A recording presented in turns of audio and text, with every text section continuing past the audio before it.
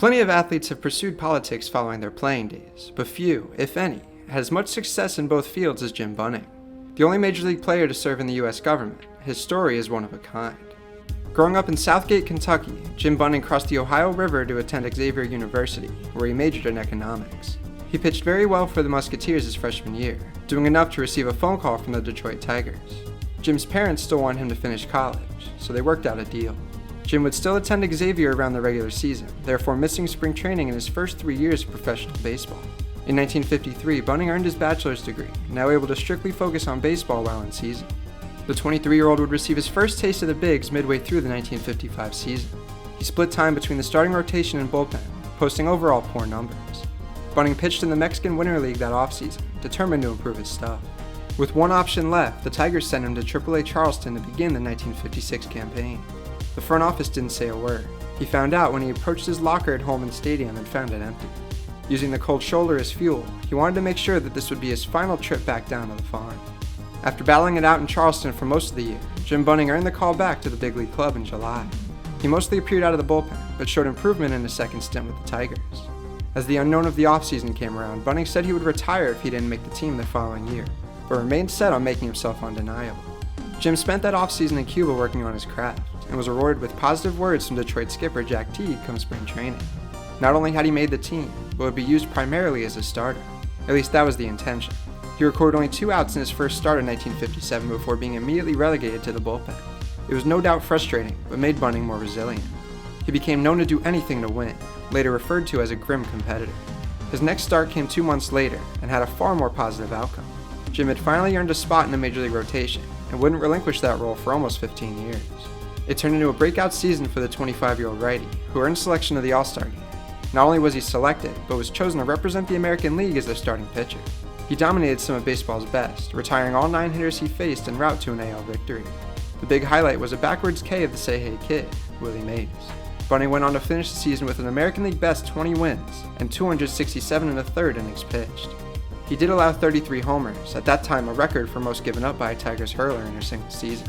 Homers haunted Jim for a good portion of his career, but it usually didn't stop him from overpowering the competition. Bunning might have been most proud of how well he threw in September, proving to himself and his peers that he had the stamina required to be an effective major league pitcher from season's beginning to end. Given his background in economics and off-season job as an insurance broker, Jim Bunning always took his contract negotiations very seriously. But he was never a diva about things, and was the first Tiger to sign on for the 1958 campaign. He got the nod for his first opening day start, outdueling Billy Pierce of the White Sox for a tight 4-3 triumph. Overall, it would be a rocky first 2 months, but he turned things around in the second half of the year and finished with rather respectable numbers. One start stuck out more than any other, a 12-strikeout no-hitter against the Red Sox on July 20th. The last hitter he retired that day? Future Hall of Famer Ted Williams. Even though his stock continued to rise, humble Jim Bunning returned to selling insurance in the offseason. 1959 was nothing special, but good enough to earn another All-Star selection. Once again, the year was highlighted by a singular outing, this time a relief appearance. On August 2nd, he recorded an immaculate inning, becoming only the 5th player in American League history at the time to do so. Come season's end, Bunning led the AL in Ks, but shattered his own Tigers record for homers allowed, coughing up 37 long balls. Detroit struggled mightily in 1960, serving as bottom feeders in the American League, but Jim Bunning quietly played some of his best baseball. He matched the previous season's strikeout total, again leading the league. He cut his home run totals nearly in half, and posted a 6.6 WAR, at that time a career high. Jim had reached a point of success where he was able to quit his off-season insurance job. The Tigers were much improved in 1961, contending all the way up until the end. Jim Bunning played a crucial role, winning 17 games and tossing nearly 270 innings. Unfortunately, it wouldn't be a happy ending for Bunning and the Bengals, as a September slump caused a shift in standings. The Yankees won 13 in a row as Detroit dropped 11-14, ultimately falling 8 games behind the Bronx Bombers. Second place was the closest Bunning ever got to reaching the postseason. 1963 would be the beginning of the end for Jim Bunning in Detroit. The team came back down to earth, struggling out of the gate so heavily that manager Bob Sheffing was fired and replaced by Chuck Dreesen. Bunning was an outspoken guy, and Dreesen took exception. Tensions grew between the two as Dreesen changed his spot in the rotation and pestered him with switching to an overhand motion, something he attempted with poor results in the minors. All of this, on top of Jim being his teammate's union representative, really bothered Tigers management. Big change came during the winter meetings, as Jim Bunning and Gus Triandos were traded to the Philadelphia Phillies for Don Demeter and Jack Hamilton. Philly skipper Gene Mauch was excited to have Bunning in the rotation, and was confident he'd be a big help moving forward. Changing leagues in 1964 meant a lot more than it does in the present day. The trade had lit a fire under the 32-year-old. Luckily, Jim and Philly would get along a whole lot better. Bunning served as the Phillies player rep like he did in Detroit, quickly making a difference. Using his educational background and hard-headedness, he was able to convince the team to give players free parking at the ballpark and let them bring their wives on select road trips. The impact he made was progressive off the field and historic on it. On June 21st, Jim Bunning was scheduled to start the first game of a doubleheader against the Mets at Shea Stadium. He attended church and had breakfast how he always did on Sundays, feeling no different than any other day. However, Skipper Mock saw a confidence that no one else could see. Fast forward 5 innings, Bunning had yet to allow a base runner, with minimal tough plays for those behind him. He was comfortable discussing the potential perfecto, throwing superstition to the wind. His fellow Phils wouldn't dare mention it though, unwilling to risk jinxing something special. If there was a jinx that day, it wasn't in Queens, as Jim Bunning dominated his way to the 5th regular season perfect game in Major League history. He was incredibly efficient, as it took him a mere 90 pitches to record 27 outs. Only 2 hitters reached 3-ball counts. At the time, Jim's 10 Ks were the most ever in a perfect game. It was the first perfecto since Charlie Robertson in 1922, and first in modern National League history. Bunning became the first pitcher to toss no-nos in both the American and National Leagues since Cy Young did so decades prior. He remains one of 7 arms to throw a no-hitter and a perfect game.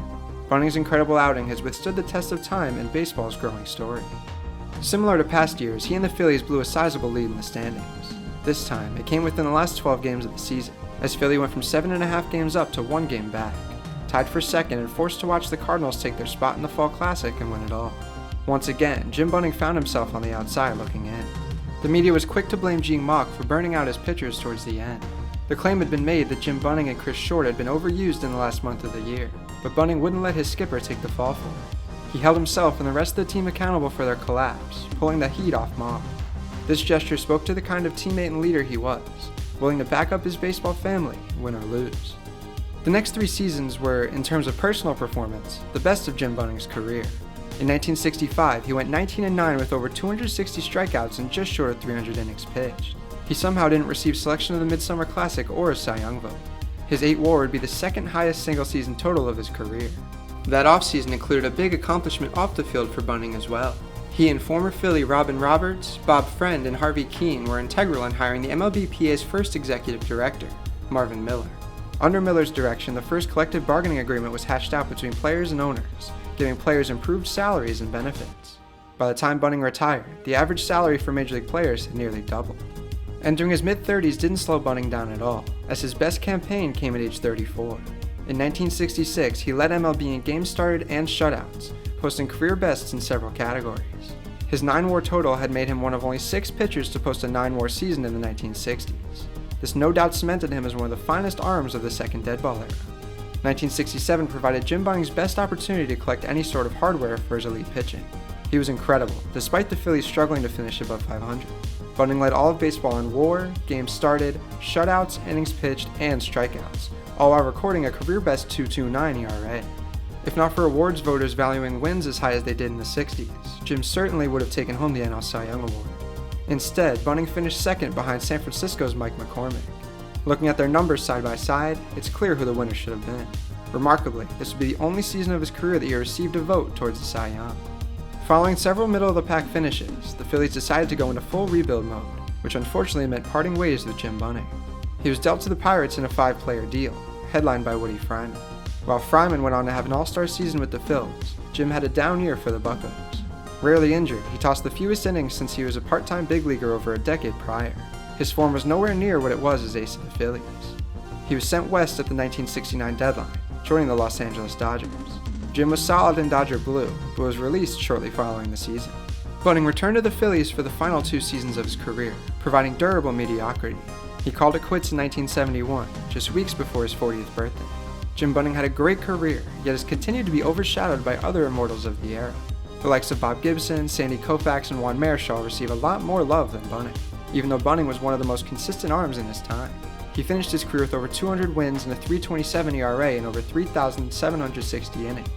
He only recorded one 20-win season, but reached the 19 mark in 4 other campaigns. At the time of his retirement, Jim's 2,855 strikeouts were second all-time to Walter Johnson, and still ranked top 25 in the present day. Although he never had much luck by way of awards, he did reach 9 All-Star games and create his own headlines with a no-hitter and perfect game under his belt. Jim Bunning got into a few different things after he hung up the cleats. Like most former players, he tried his hand at coaching. Jim managed within the Phillies system for several years, known to be an honest skipper, not afraid to tell it how it is. He hoped to take over the big league job, but the Phillies dropped him after the 1976 campaign, putting that goal to bed. Bunning was all about keeping himself busy, again putting his economics degree to use. He began representing some of his former players as an agent. This suited Bunning well, who was always supportive of players' rights. By 1977, he'd accrued 30 players as clients. That year was also when he got his first taste of government, as he was elected to Fort Thomas City Council. Politics were never on his radar, but he was sprung into action in a completely different world. This took Jim's life in a very different direction. Jim Bunning's descent into politics started small, but grew year by year. 2 years into his stint on City Council, he was elected to the Kentucky State Senate, a big step up the political ladder. He had gone from going after opponents with a fiery fastball to going after them with his strong rhetoric and an intense confidence in his views. When the Republican Party needed a candidate for governor of Kentucky in 1983, Bunning gave it a shot, but fell short. 3 years later, though, he was elected to the U.S. House of Representatives. He'd remained in this role for over a decade.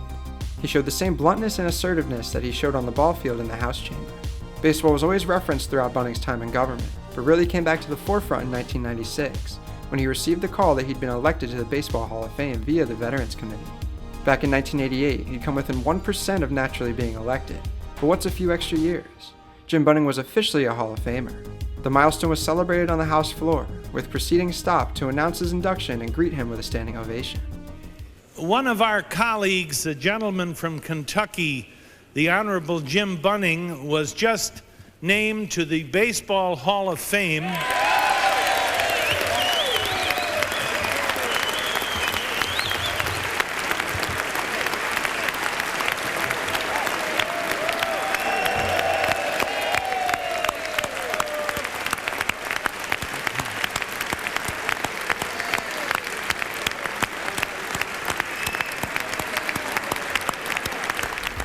Jim's post-playing career was full of elections, with most of them going in his favor.